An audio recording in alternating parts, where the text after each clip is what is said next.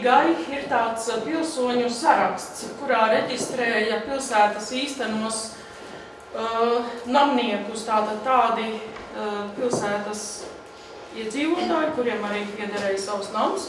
Un pirmo reizi Drēbnieks ir minēts 1576. gadā jau. Tā Kuldīgas novada muzeja galvenā krājuma glabātāja Daina Antoniška sāk savu stāstu par šuvēja amata sākumiem Kuldīgas pusē. 1650. gada janvārī tikusi nodibināta Kuldīgas drēbnieku cunfte. Amata pastāvēšanas pamatnoteikums bija statūti jeb šrāgas.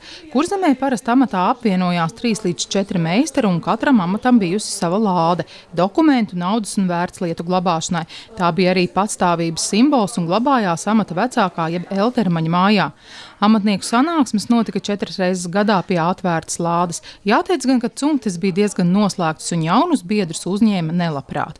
Muzejā glabājas informācija par drēbnieku skaita maiņu gadsimta gaitā, tomēr vairāk materiālu ir par vēlākiem laikiem.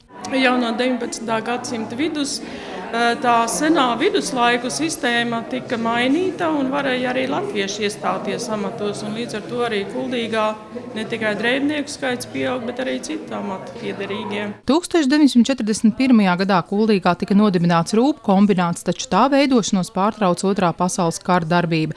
Tūlīt pēc kara beigām Kuldīgas amatnieki nodibināja ražošanas ārteli Venta.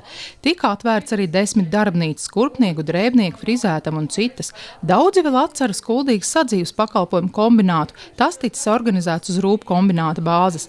Atmiņu pēcpusdienas pasākums, kā tur īsti bija, pulcēja daudzus šī aroda pārstāvis, jo lielākā daļa varēja dalīties savos stāstos un fotogrāfijās tieši no šī laika posma. Ka mēs sākām, vai tā bija kaut kas līmējams, vai tad bija kaut kas, teiksim, tāds, viss apdars padarīšanas, viss furnitūras un viss tie materiāli, ka šodien nekas tam līdzīgs nebija. Toreiz nebija. Mums overloku varbūt lielā modes ateljē bija, bet mums jau nekas nebija. Mums visas vīles, visas apdares, viss notika ar rokām. Pokcaunis mēs šovām ar rokām. Tas ir, teiksim, sieviešu tērpiem par blūzēm, krekli, viss. Vienalga, un arī uzvalkam, taču tikai rokām, visu ar rokām. Tad padomā, cik ātrā tempā tas viss tika darīts un kā tas viss varēja būt. Tur tiešām ir no nekā uztaisīts, jo tur ir sastiņēts un izstākuši bildes. Gandrīz katram klātesošajiem bija stāsts par drēbnieku arodu padomju laikos, kad šuvēji bija gluži kā burvji un nereti no nekā radīja skaistu apģērbu. Kuldīdznieks Ivars Freibergs atcerējās stāstu, ka bērnam kleita šūta gadu, un kad beidzot pat ar sūdzēšanos priekšniecībā tā dabūta, meitene jau bijusi no tās izaugusi un atkal vajadzēja pāršūt. Tāpat bija arī citi stāsti. Mēteli uzšuja man, un darbā es teicu, ka man šuja, kas tev šuja? Es teicu, sedliņš šuja. Tā būs labi, viņš te tad tev ir laimējies, un tad tev mēteli būs. Zinu, un kurš palies kā šis kungs?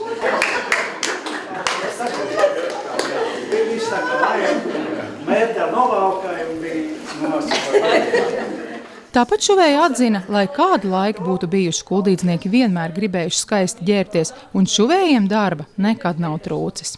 Mode mainās regulāri un atgriežas tā, kas ir bijusi. Tie, kas ir ļoti sen mācījušies meistari, tie māk pēdējā laika modes arī sašūt. Ja, tad, kad nāca, piemēram, korsets modē, jaunie meistari nemācēja to, kas bija. Tā arī tagad vēl. Patreiz mums ir tās iespējas cilvēkiem tie ļoti entie veikaliņi, kuros var kaut ko nopirkt un vilkt. Un tad ir tā labošana. Es saprotu, ka ļoti daudz tur nopērk. Tie, kas grib, lai kā drēbnieks saka, guļ uz kauliem, tad viņi iet uz šo drēbnieku darbnīcu arī labot, ne tikai jaunu šūdu. Drēbnieku cunftei Kuldīgā šogad aprit 365 gadi. 1989. gadā pilsētā notika amatnieku biedrības atjaunošanas sanāksme. Tajā piedalījās arī drēbnieki. Uz 2000. gadu Kuldīgas amatnieku biedrībā bija reģistrēti 13 drēbnieki.